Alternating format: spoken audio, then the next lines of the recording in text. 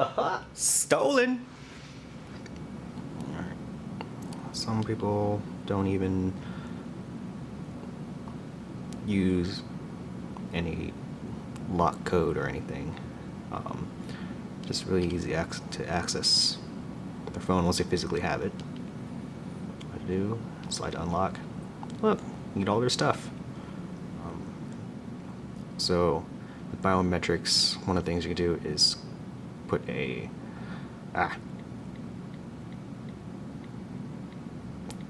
use the fingerprint scanner on this to use a fingerprint to unlock it. Let's add a fingerprint. Okay, start placing your finger or thumb on the home button. We're going to use this one. Lift, place. Lift, place. Pretty much is just reading your finger, grabbing information of what your finger actually looks like.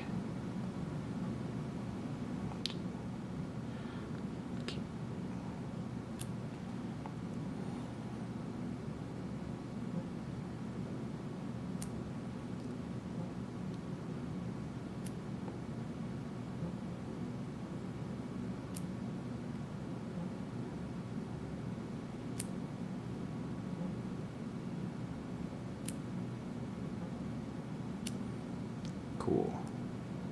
So we have this finger, my right thumb is registered. So turn it off. You just unlock, then I'm in. If I try to use a different finger, see it says try again. Try again. It's reading my finger. Obviously it's not the right one, so put in the real one.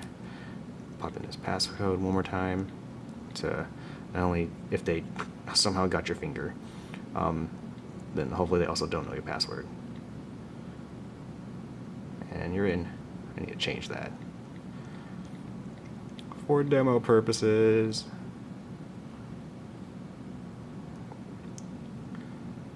Change passcode. Oh my gosh.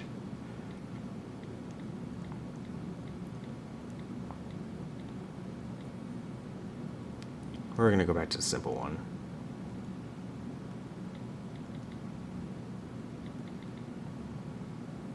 So that's all good. Log out.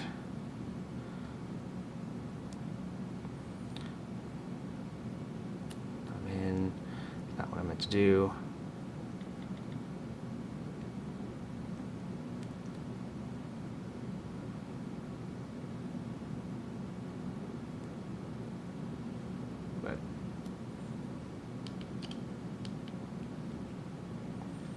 So from this lock screen, you can either try and punch it in. Obviously that's going to be wrong. You can punch in the right one, or it will take your finger and you're in. Fun stuff, I tell you.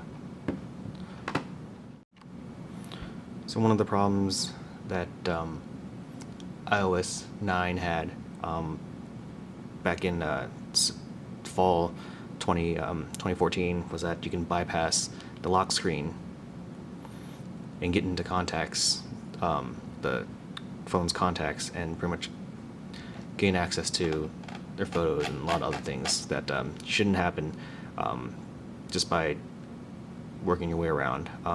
So let me get in here first. At the time, it was it had to be a phone that didn't have fingerprint Touch ID on, which some people just didn't use and just like to use the 4-pin passcode, and there was a way around it. So what they had to do was try and enter the passcode. Obviously that's going to be wrong. Remember, it was 0000. So what they had to do was type in 3 numbers, and right before it hit the 4th one, activate Siri, and then click on it a couple times. Here, let me just show. So 1, 2, 3, and let me try and get this right. What time is it? Sorry, I didn't get that. Yes, you did. Don't lie. All right, let me try that again. 1, 2. This is gonna be wrong. What time is it?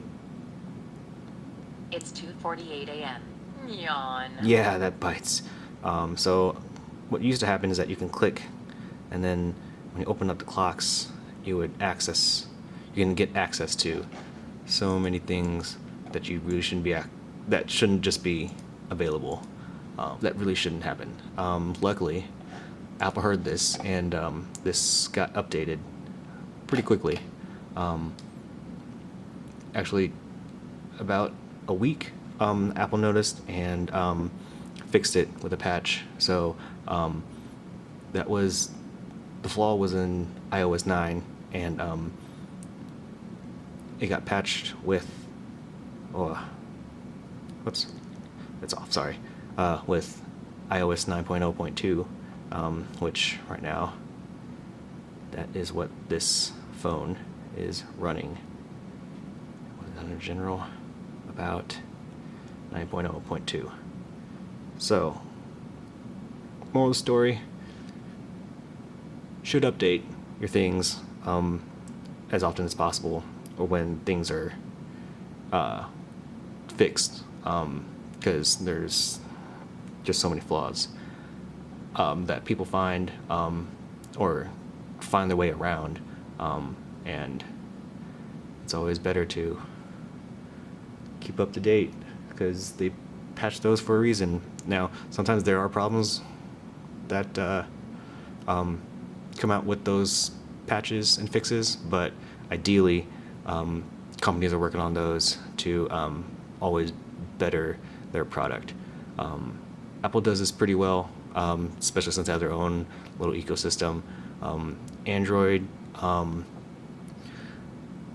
Google's phone, like Nexus and what's it, the Moto line, they do pretty well in that. But if you're on like a carrier on using another phone, sometimes the rollouts get pretty drawn out, and you don't get your fixes as soon as you hope.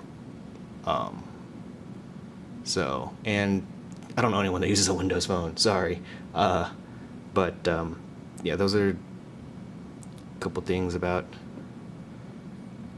hacking phones and using biometrics to get into devices.